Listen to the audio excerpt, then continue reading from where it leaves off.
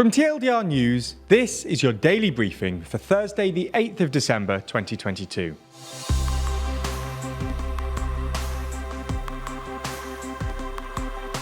Good afternoon. In today's Spotlight story, we run through the attempted coup in Peru.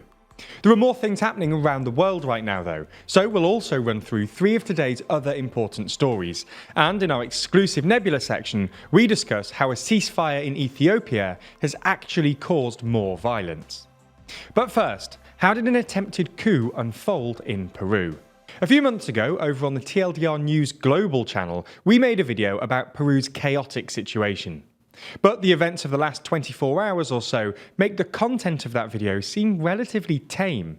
In the space of a day, South America's fourth most populous country has seen an apparent attempted self-coup, the impeachment, removal and arrest of a president, and the swearing in of a new one, who has become Peru's first female leader. On Wednesday, in a bid to avoid an impeachment vote set to be held a few hours later, Peru's now former president, Pedro Castillo, announced that he would dissolve Congress and install a new government of exception to rule by decree until new legislative elections could be held. The move prompted outrage at home and abroad. Members of Castillo's own government resigned in protest, including the foreign minister, who condemned what he described as a coup d'etat, and said the president took this decision without my knowledge or support. The army and the police released a statement saying Castillo's actions were contrary to the established constitutional order. Hours later, Peru's Congress met, ignoring Castillo's attempts to dissolve the body and vote to impeach and remove him, with 101 votes in favour, 6 against and 10 abstentions. Pedro Castillo came to power in a historic election in 2021. As a rural former teacher, farmer and union activist, the left-winger was elected as a political outsider, with no governing experience. He defeated his right-wing opponent, Keiko Fujimori, the daughter of Peru's former authoritarian leader, Alberto Fujimori, in an extremely narrow contest. His 17 months in power have been tumultuous. He went through 5 prime ministers, scores of other ministers, as well as numerous criminal investigations, and 2 failed attempts at impeaching him by the opposition-controlled Congress. So, what happens now? Following Castillo's removal from power, Vice President Dina Boluarte was sworn in as the new president by the legislature. The 60-year-old is the country's first female president and will govern until July 2026, when Castillo's term would have ended. She decried her predecessor's manoeuvring as an attempted coup and called for a political truce, saying, "What I ask for is a space, a time to rescue the country." Boluarte was elected as Pedro Castillo's running mate, but said she would form a new cabinet inclusive of all political stripes. As for Pedro Castillo, well, the Public Prosecutor's Office announced that the ousted president had been detained on charges of rebellion for allegedly breaching constitutional order. It puts Peru in the perhaps unique position of having 2 former presidents currently in custody, as former President Alberto Fujimori is serving a 25-year sentence for charges including murder, human rights abuses, and corruption. Okay, so that's the biggest story of the day, but there's a lot more going on around the world. So here's a rundown of 3 other stories. Vladimir Putin yesterday brought Russia's possession of nuclear weapons into the news after he suggested that he would use all means at our disposal if its peaceful means were to fail. He went on to say that we haven't gone mad, we fully understand what nuclear weapons are, and claimed that Russia's nukes are more advanced and state-of-the-art than what any other nuclear power have. He tempered his statements by stating that Russia isn't going to brandish those weapons like a razor running around the world, but we naturally proceed from their existence.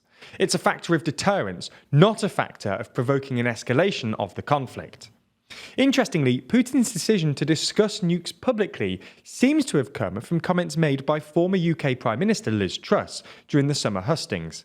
She said she was ready to use weapons of mass destruction if necessary. Putin said that he had to emphasise certain things in response. Her comments went largely unnoticed, but they immediately emphasised our statements and used them to scare the world. There's more on the way, but be sure to subscribe and ring the bell to make the daily briefing part of your daily routine, or just search for us on your podcast app to listen along. Iran has announced its first execution of a protester convicted over recent anti-government unrest. Iran's judicial news agency reported that Mohsen Shakari had been accused of blocking a street in Tehran on the 25th of September and using a knife to attack and injure a security guard from a volunteer paramilitary force often deployed during protests. Shakari was found guilty by a revolutionary court in November of fighting and drawing a weapon with the intention of killing, causing terror, and disturbing the order and security of society, and was convicted as an enmity against God. He appealed, but the verdict was upheld and he was hanged on Thursday morning. Amnesty International says Iranian authorities are seeking the death penalty for at least 21 people through what it called sham trials designed to intimidate those practicing in the popular uprisings that has rocked Iran. Protests erupted in mid-September after the death of a 22-year-old woman, Mahsa Amini, who had been detained by Iran's morality police for an alleged improper wearing of her hijab. Yesterday, it was announced that the UK will build its first new coal mine for 30 years. This has caused media backlash, mainly due to the fact that the Conservative Party has tried to prove its credentials on the environment for a number of years.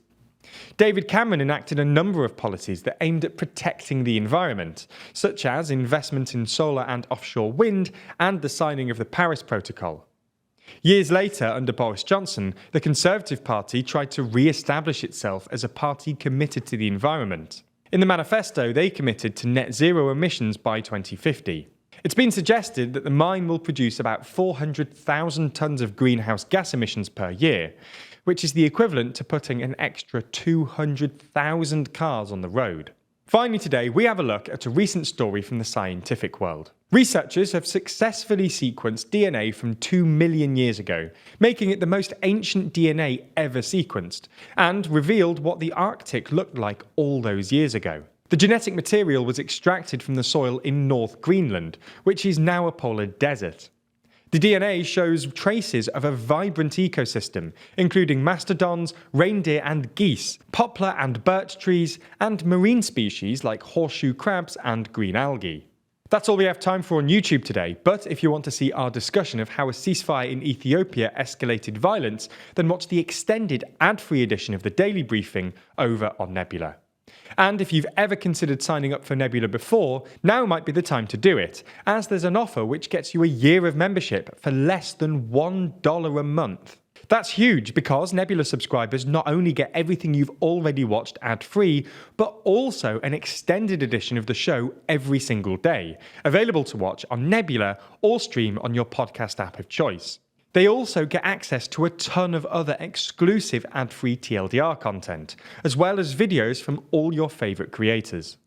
The good news is, like I mentioned, our friends at CuriosityStream, the streaming service which offers you some of the world's best documentaries, is offering an incredible deal whereby you can get both platforms, CuriosityStream and Nebula, for less than $12 a year.